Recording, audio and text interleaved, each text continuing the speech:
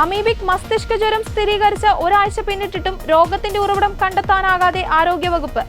രോഗികളുടെ ആരോഗ്യനിലയിൽ പുരോഗതി കണ്ടതോടെ ഉറവിടത്തെക്കുറിച്ചുള്ള അന്വേഷണം നീണ്ടുപോകുന്നു. നെല്ലിമൂട് സ്വദേശികൾക്ക് രോഗം പകർന്നു എന്ന് സംശയിക്കുന്ന കുളത്തിൽ നിന്നുള്ള സാമ്പിളുകൾ ഇനിയും വിദഗ്ധ പരിശോധനയ്ക്ക് അയച്ചിട്ടില്ല. നേരത്തെ പ്രഥമ പരിശോധനയിൽ കുളത്തിലെ സാമ്പിൾ നെഗറ്റീവായിരുന്നു.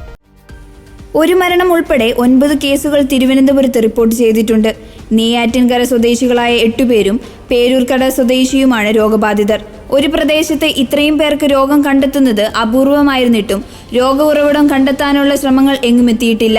കണ്ണറവിളയിൽ 8 പേർക്ക് അമീബിക് മസ്തിഷ്ക ജ്വരം ബാധിക്കുന്നതിന് കാരണമായ കാവിൻകുളത്തിലെ വെള്ളം പരിശോധിച്ചെങ്കിലും പാരസൈറ്റിന്റെ സാന്നിധ്യം കണ്ടെത്താനാവാത്തത് തിരിച്ചടിയായി.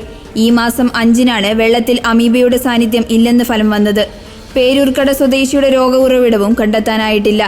ജലാശയത്തിൽ കുളിക്കുമ്പോൾ മൂക്കിലൂടെ കയറുന്ന അമീബയാണ് രോഗകാരണം.